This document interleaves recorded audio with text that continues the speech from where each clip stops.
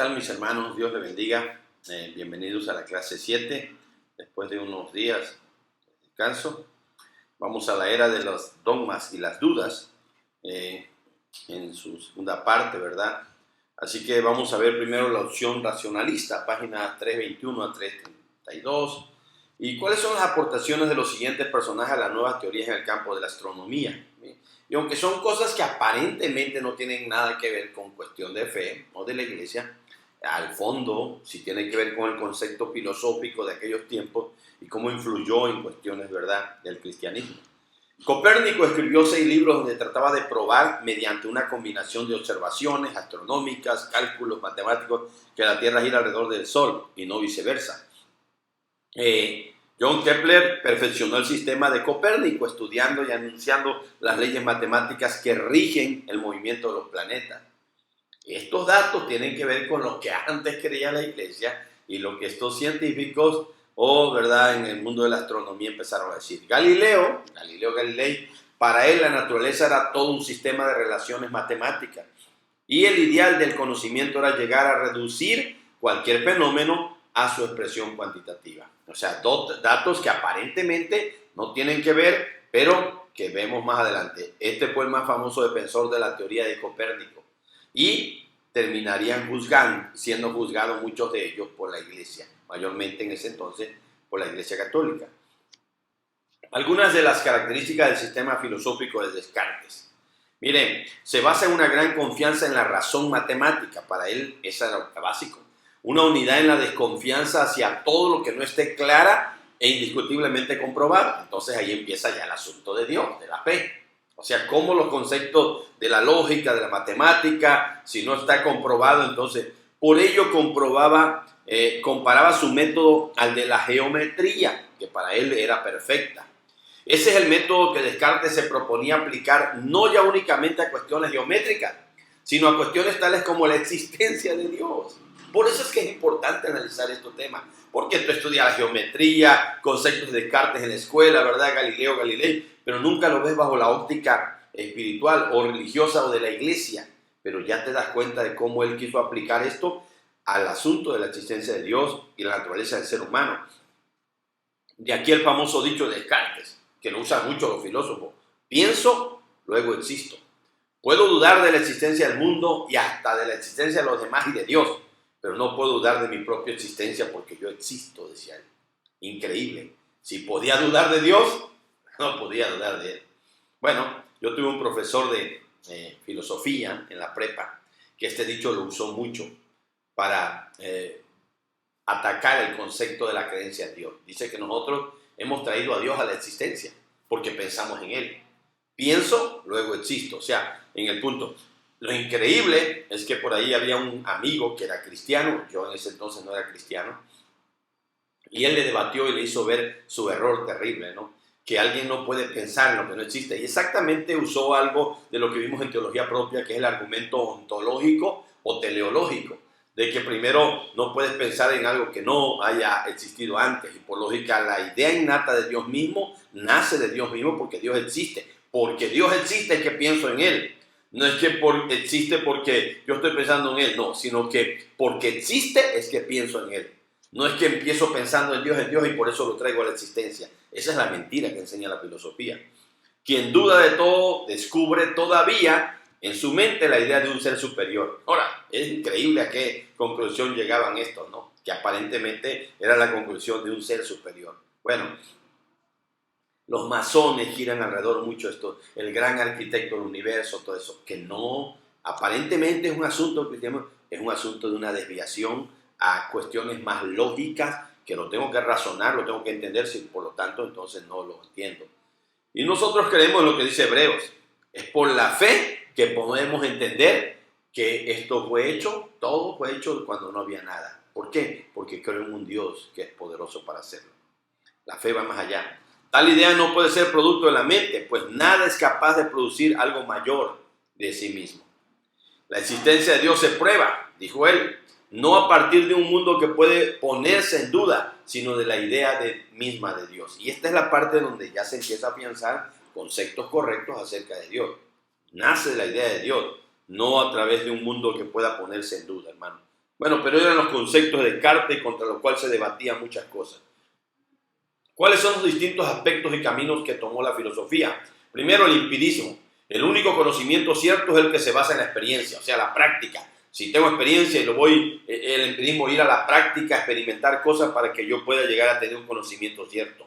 El deísmo inglés de Lord Herbert de Chamberlain, la verdadera religión ha de ser universal, decía él, no solamente en el sentido de que trate de ganar la atención de toda la humanidad, sino sobre todo en el sentido de que sea la religión natural de toda la humanidad.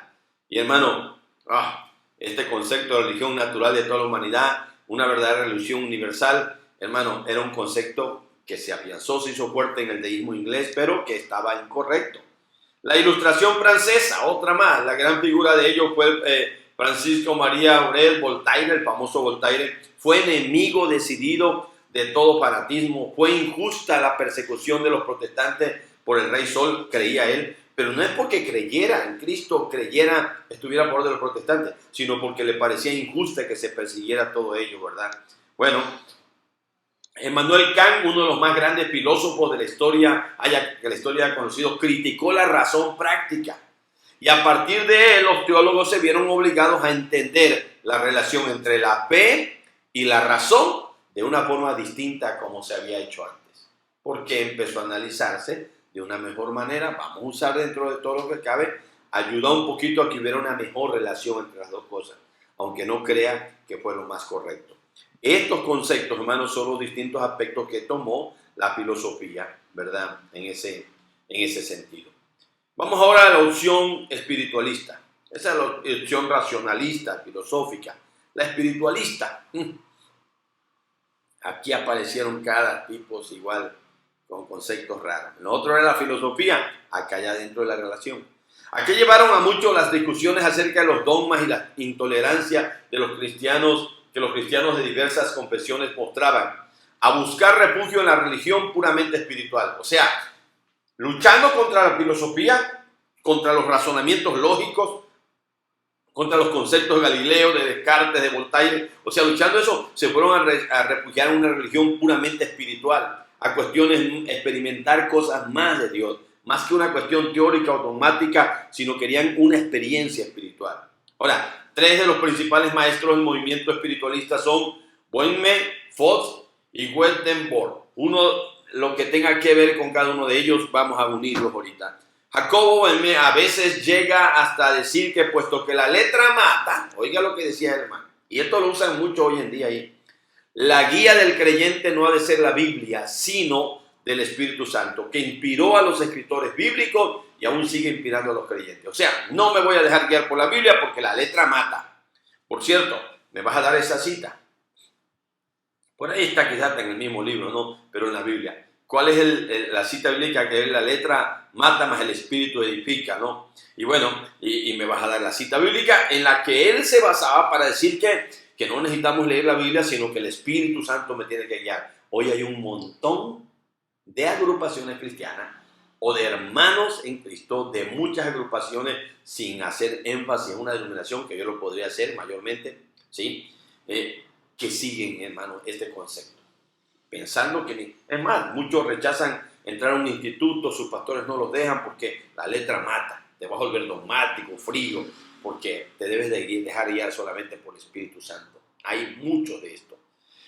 Vamos ahora con Jorge Post. Menciona por lo menos tres cosas que enseñaba Post. Al principio se les llamó hijos de luz, Post los llamaba los amigos, después los llamaron cuáqueros, que en inglés quaker significa temblar, porque su exaltación religiosa era tal que temblaban en las actividades. Y con todo respeto, hermano, hoy hay montones de cuáqueros en muchas agrupaciones de líneas más carismáticas, pentecostales, neopentecostales, que creen, ¿verdad?, que van a orar y que si pongo la mano sobre una persona, es que el Espíritu Santo está vibrando. No es su vibración que hace la mano. Pero bueno, yo no estoy diciendo que no puedas tener experiencia y que a veces se te enchine la piel o que puedas llorar o que puedas sentir algo bonito. Sí, hermano. Pero lo triste de ellos es que así manifestaban que estaban llenos del Espíritu, que el Espíritu estaba inundando, ¿no? Inundando su vida. Hermano, él decía que los templos no eran iglesias, sino casas con campanario, y entonces pensó a pensar más en actividades al aire libre. Creía en la luz interior que guía a Dios. Si el Espíritu lo mandaba, se ponía a hablar en cualquier culto, interrumpía el culto, llegaba y se ponía a predicar. Nada lo satisfacía, veía errores en esto, en lo otro, se dejaba mover solo por el Espíritu, decía él. Hermano, él no respetó la estructura denominacional de algunas agrupaciones. Él creía que si el Espíritu le daba, en ese momento se tenía que parar y hablar. Imagínate. No sé qué haría él con los pasajes donde enseña que nuestro Dios es un Dios de orden y que el Espíritu Santo, ¿verdad?, enseña ello.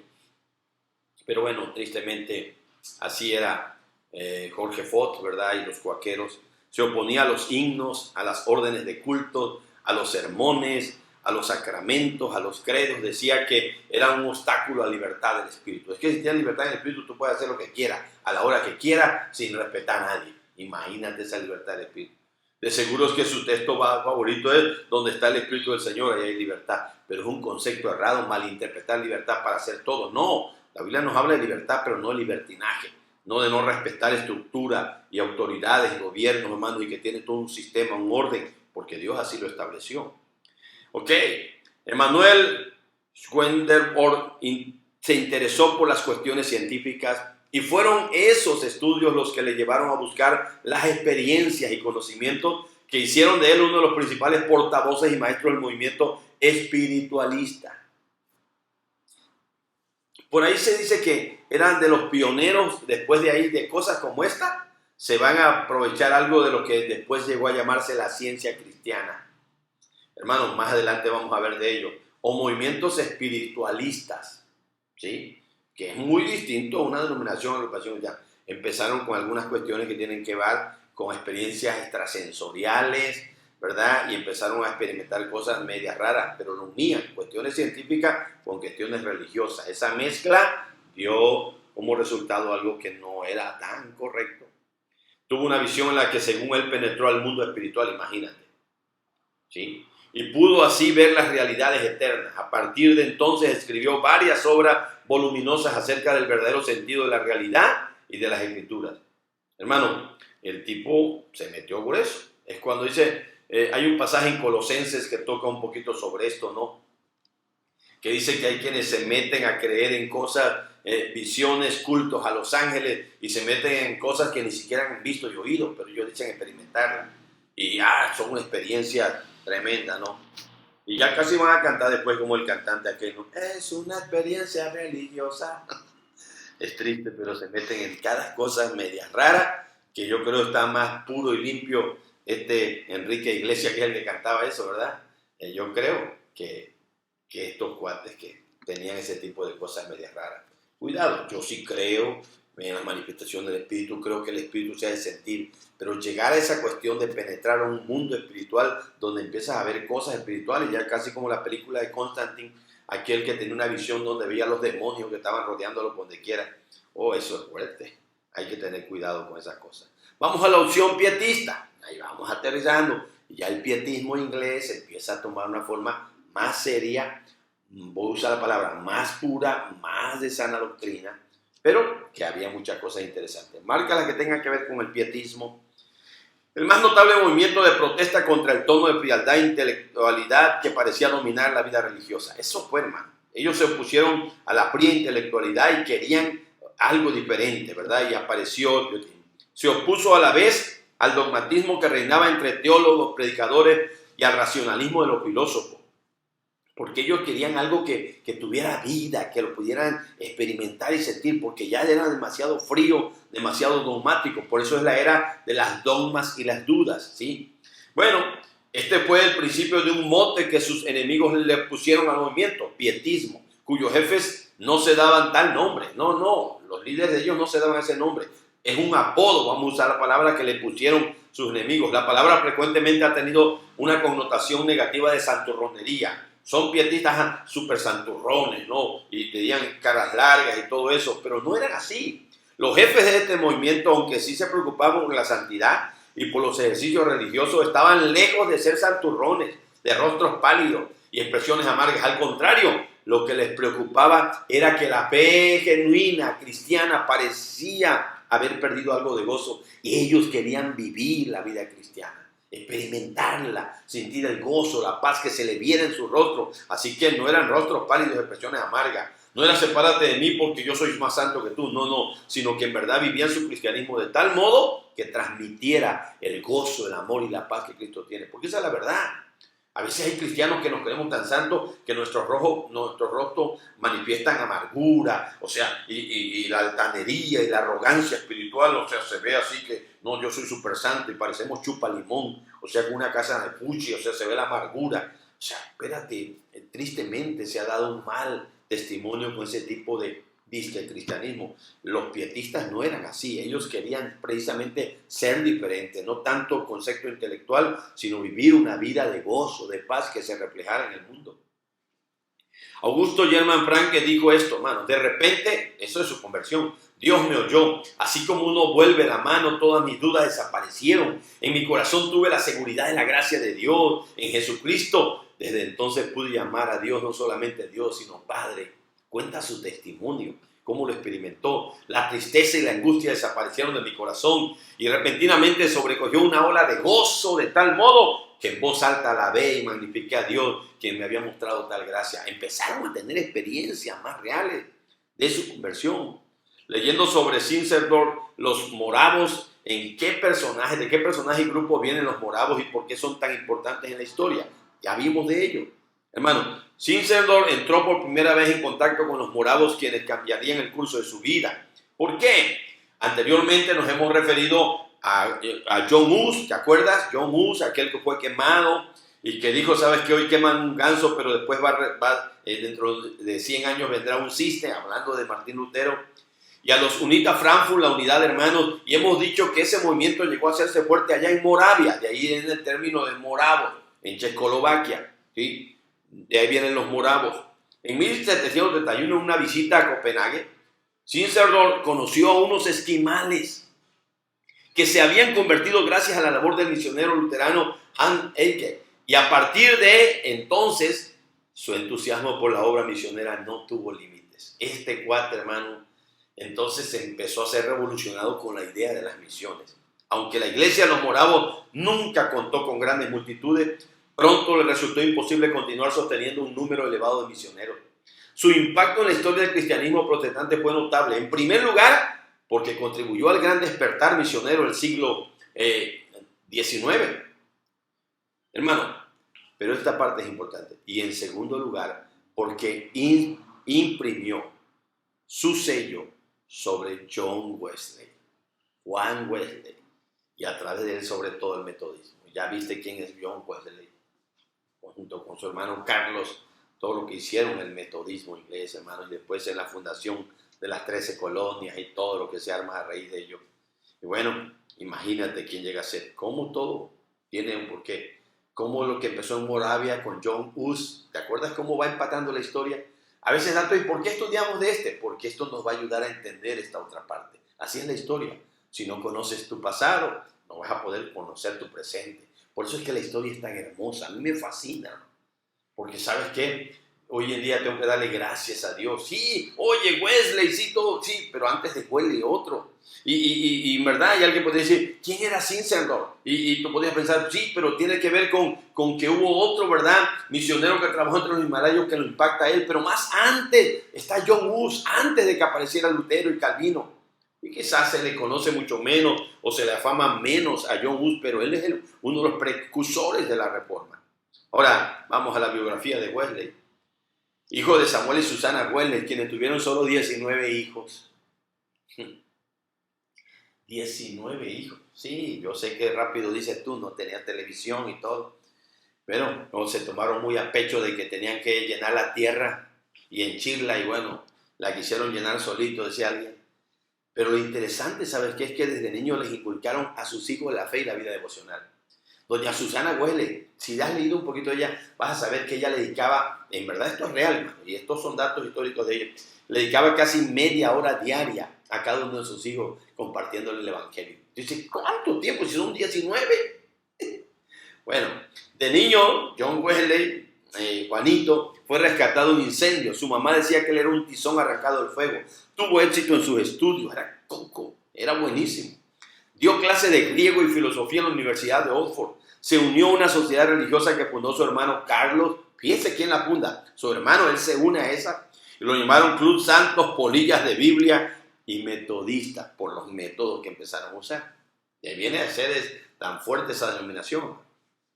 Cuando iba a Norteamérica como pastor anglicano, una experiencia en medio de una tormenta, aquel barco, ya leíste, ¿verdad? Le mostró su realidad cuando platicó. Oiga, él era un pastor anglicano de la iglesia anglicana. Platicó con los moravos que no le tenían miedo a la muerte. Se dio cuenta que ellos iban cantando felices y él tenía miedo de que se iba a ahogar. El moravo Gottlieb Spangenberg le hizo preguntas que lo conmovieron y luego su mentor Pedro Weller platicó con él y Wesley llegó a la conclusión que no tenía una fe que salva, que era un religioso, que solo era un pastor anglicano, pero que en realidad no tenía a Cristo. Por eso dejó de predicar. Y hasta el 24 de mayo de 1738 tuvo una experiencia que cambió su vida. Desde ahí no volvió a dudar de su salvación, John Wesley. Hermano, John Wesley es el fundador del metodismo. Y ya viste, ¿no? El mundo es mi parroquia, una de sus grandes frases. Predicó y era tremendo. Y conste que era arminiano. Y su gran amigo Jorge Gutepiel era calvinista, hermano. Pero bueno, Dios lo usó tremendamente para hacer muchas cosas para la gloria de Dios. ¿Quién invitó a Wesley a que lo ayudara y por lo cual volvió después a involucrarse en el ministerio? Ya lo vimos. John Gutepiel lo invitó a trabajar en Bristol porque él se iba a Georgia. Wesley aceptó, aunque no le gustaba la forma de predicar de Jorge, fogosa y que lo hacía al aire libre. Wesley era anglicano y él decía, no, los cultos solamente en el templo, era muy ordenado, era muy conservador. Y Jorge Gutepiel era más abierto, más apasionado, él creía que todo debía ser ordenado y dentro del templo. Wesley y Gutepiel era diferente. Hermano, hasta que los resultados lo convencieron de que estaba mal en su opinión. Después Wesley empezó a predicar por donde quiera, en las calles, en los parques, en los bosques. Esto es lo que dijo Wesley en una ocasión: lo que una generación tolera, la próxima generación lo abraza. Y para que tengas ahí una idea más o menos cómo era Wesley, hoy en día en un montón de iglesias lo hubieran expulsado por tener el pelo así de largo. Bueno, él era John Wesley, hermano, británico, ¿verdad? Un hombre que Dios usó tremendamente. Y bueno, el padre del metodismo inglés. ¿Cuál es el otro fenómeno que le preocupaba a Wesley, hermano? Esto es tremendo. Algunos de sus oyentes empezaban a llorar y a dolerse amargamente por sus pecados. Caían desmayados por la angustia que sentían. Después un gran gozo se posesionaba de ellos y decían quedar libres de pecado. O sea, y eso no le gustaba a él porque él no era emocionalista, él no le gustaba eso. Pero algo que estaba pasando a la gente, era tan tremenda la palabra que predicaba que los quebrantaba y la gente, hermano, manifestaba de forma hasta física situaciones, ¿verdad?, que era producto de la obra del Espíritu Santo ahí. Y eso a él lo estaba sacando de onda porque él era súper conservador. Así es el poder de Dios. Cuando quiere sorprender y hacer cosas, las puede hacer. Pero claro, no es, algunos se agarran de ahí para que Wesley usaba la postración, soplaba y la gente caía. No tiene nada que ver con eso. Era una situación, hermanos, donde la palabra los quebrantaba todo y los hacía sentir tan mal que a veces por la misma angustia, hermano, del pecado y del sentir que sentía, es que a veces venían abajo y se desmayaban. Ojo, tremendo el poder de la palabra de estos predicadores. Lo mismo pasó con hermano Jonathan Edwards y con Jorge Gutepiel. Producían eso sus sermones. Y no es que sean super gritones, ellos eran muy conservadores. Todo esto no era del agrado de él, pues prefería el culto solemne, hermano. Y después creyó que lo que estaba pasando en las personas era una lucha entre el diablo y el Espíritu Santo y que él no podía detener esa obra de Dios. Y así pasó. Y Dios se manifestó de manera tremenda en sus sermones. Esas manifestaciones después se hicieron menos frecuentes hasta que llegaron a ser. ¿Por qué? Porque son de Dios y Dios las puede hacer si un momento quiere. ¿Cuál fue la razón por la que separaron Wesley y Gutepiel, hermano? Por razones teológicas. Wesley era arminiano en cuanto al tema de la predestinación y libre albedrío. Y Jorge era calvinista. Gutepiel formó la iglesia metodista calvinista y Wesley formó la iglesia metodista anglicana. Imagínate el concepto entre uno y otro. Ahora, para que tengas una idea, hermano, de qué tan importante es el metodismo. A lo mejor algunos no saben, algunos de ustedes que son de línea pentecostal. Nosotros acá originalmente, nuestra iglesia es de línea pentecostal, aunque ya con conceptos reformados, pero hermanos, somos pentecostales. Pero todas las líneas pentecostales vienen originalmente de la iglesia metodista. Un dato bien interesante. Un avivamiento que hay en la casa de Jesús, en un movimiento metodista, ahí empieza, hermano, el pentecostalismo como iglesia, alrededor de principios del siglo XX. Esto es bien importante entenderlo. ¿Y por qué es importante entender? Porque es que la mayoría de las agrupaciones metodistas son de línea arminiana. ¿Por qué? Porque descienden de Wesley, el fundador del metodismo anglicano. ¿Cómo nosotros podemos saber quiénes son elegidos y quiénes reprobados? No lo podemos saber, dice Jorge Whitefield, debemos de predicar sin discriminación a todos. Y esa es la verdad que predicaba Whitefield. Y Wesley creía algo diferente con respecto a la predestinación. Hermano, como nosotros no podemos saber quiénes son los elegidos, y tiene que ver con lo que estamos viendo en la materia de soteriología, ¿quiénes son los reprobados? No lo sé. Por eso yo los voy a predicar a todos, porque yo no sé a quién Dios va a escoger, salvar y a quién no va a salvar. ¿Cuál frase se convirtió en el lema del metodismo? Y pues, el mundo es mi parroquia. Bueno, Wesley no quería formar una nueva denominación. Él decía ser ministro de la iglesia anglicana. Se empezaron a reunir en casas. La gente lo llamaron metodistas en son de burla por sus métodos diferentes. Ya vimos algo de esto. Wesley usó para su cuidado el sistema de clases 11 con un líder. Hoy en día sería casi parecido a la G12 que usan algunas agrupaciones. En verdad, de ahí se agarran algunos. Se reunían una vez por semana para estudiar la Biblia, orar y recaudar fondos. Así empezó el concepto del metodismo. Pero, hermano, sus líderes debían tener buen testimonio. Ellos le daban lugar a las mujeres para la predicación. Pero el mundo en mi parroquia fue la frase clave del Wesley. Al principio no era así. Su hermano Carlos compuso himnos, lo ayudó, aunque él predicaba varios sermones cada día viajando a caballo millares de kilómetros. Oye, todos los años, hasta los 70 años que él terminaría. Soy un fanático de la Biblia, la sigo en todas las cosas grandes y pequeñas, decía John Wesley. ¿Cuál es la función de Carlos Wesley dentro del metodismo, hermanos? Bueno, su hermano Carlos fue un brazo derecho en la formación del metodismo. Se distinguió por los himnos que escribió, los cuales vinieron a ser parte obligada de las reuniones metodistas. Y bueno, hay himnos de Carlos Wesley que todavía cantamos en las iglesias cristianas, hermanos. Himnos que normalmente son de himnarios, ¿verdad? Pero que Dios lo usó tremendamente a Carlos Wesley como un himnólogo. ¿Qué sucedió y cómo se formó el metodismo norteamericano? De Carlos Wesley vas a aprender algo sobre misiones, hermano, en el próximo trimestre. Vamos a ver un libro que se llama Alegres en la Nación de John Piper y cuenta algo tremendo, Carlos Wesley, hermano, que iban unos presos a ser muertos y ellos pidieron que los metieran a la cárcel. O sea, hicieron una situación para que los metieran a la cárcel con los presos para poder compartirle el evangelio a ellos ahí en la cárcel.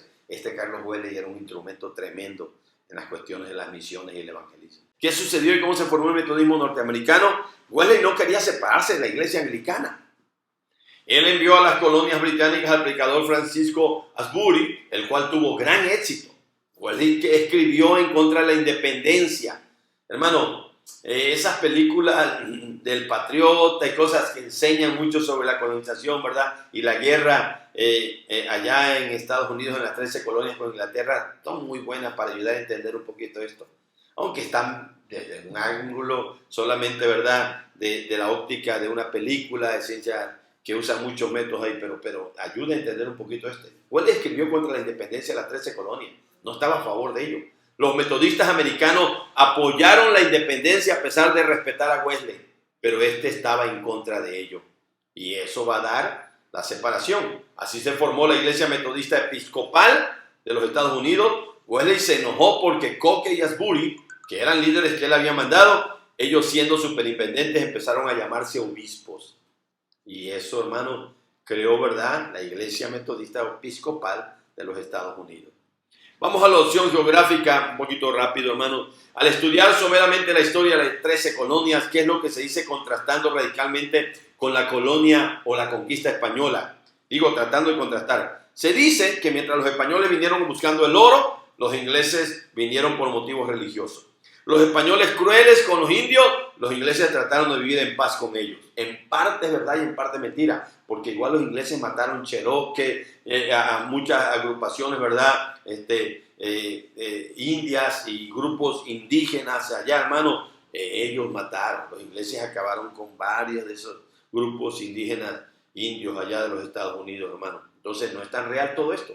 Los españoles de la Inquisición, eso sí es verdad, los ingleses la libertad religiosa.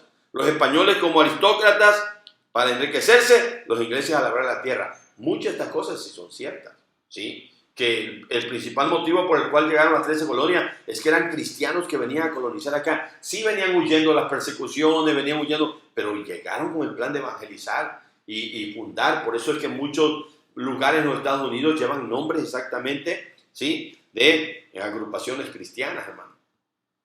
Las colonias puritanas de Nueva Inglaterra, Massachusetts y Connecticut tuvieron varias controversias teológicas. ¿Cuál es una de las principales de ellas? Estos puritanos bautizaban niños, pero insistían en la necesidad de una experiencia de conversión para ser verdaderos cristianos. ¿Qué sentido tenía entonces el bautismo? Decían. ¿No será mejor esperar que tuvieran primero una conversión? Y entonces empezaron ahí los grandes debates, qué tan correcto era el bautismo de niño y qué tan incorrecto era, porque lo ideal es que primero hubiera conversión, y es lo que enseña la Biblia, ¿sí? Al que creyere y fuere bautizado, tiene que creer primero. Ve y haz discípulo y después lo bautiza. Ahora, ¿cómo vas a ser discípulo a un niño de una pequeña edad, o como tristemente siguen haciendo algunos? Con mucho respeto para el que quizás lo haga, ¿sí? Pero eso fue la polémica. ¿Cuál fue uno de los tristes episodios de esas colonias? Y bueno, que hasta lo han sacado en la famosa película, ¿verdad?, de las brujas de Salem, la de los brujos de Salem, Massachusetts. Por falsos rumores, 20 personas fueron ahorcadas, 14 mujeres y 6 hombres. Las cárceles rebosadas. ¿Por qué? Porque para librarte de que a ti te fueran a ahorcar, acusaba de que era otro el que lo era. Y hermano, era un asunto de acusaciones falsas. En verdad está la famosa película esa, que se hizo famosa, ¿verdad? Pero que es más de tonteras que... ¿Por qué? Porque nunca le da un enfoque verdaderamente espiritual de las brujas de Salem, ¿verdad?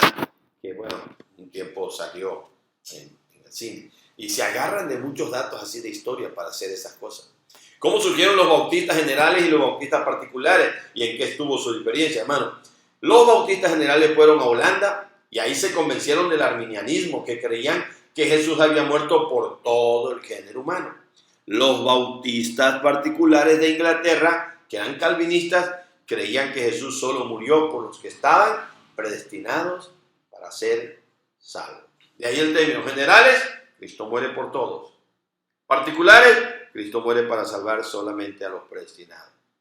Y si tú dices, hermano, yo soy general, mi pregunta es, ¿por qué si Cristo murió por todo, no lo salva a todos? Entonces su muerte no es efectiva. Ah, no, es que depende más del hombre, entonces la salvación depende del hombre, no de Dios. Interesante, ¿verdad? Bueno, solo para reflexionar. ¿No tiene más lógica la particular? Bueno, pero igual tiene sus cosas difíciles de entender. Ah, entonces, ¿cómo es posible que Dios no haya dado su vida por todo? Si Juan 3:16, que de tal manera amó Dios al mundo, para que todo aquel que en él cree, sí, todo aquel que en él cree, el que no cree, esto no aplica para él. Entonces, ese es el dato. Es polémico siempre, pero ahí está, hermano. Pero es lo que significa bautistas generales y bautistas particulares. Hoy hay bautistas del sur, bautistas del norte. Bautistas de la convención, de que hay un montón de bautistas, pero es una denominación que ha crecido mucho, hermano. Y que, bueno, tiene mucha empatía con iglesias bíblicas, con iglesias como las nuestras, en donde muchos asuntos escatológicos de muchas agrupaciones pentecostales surgen más de los bautistas que de los metodistas. Sobre el gran avivamiento del siglo XVIII, ¿quiénes fueron los predicadores usados por Dios y cuáles fueron algunos resultados? Y aquí aparece el gran Jonathan Edwards en 1734, pastor de Northampton y Massachusetts, calvinista convencido, un hombre tremendamente usado por Dios. Sus sermones no eran muy emotivos, pero sí subrayaban la necesidad de una experiencia de convicción de pecado.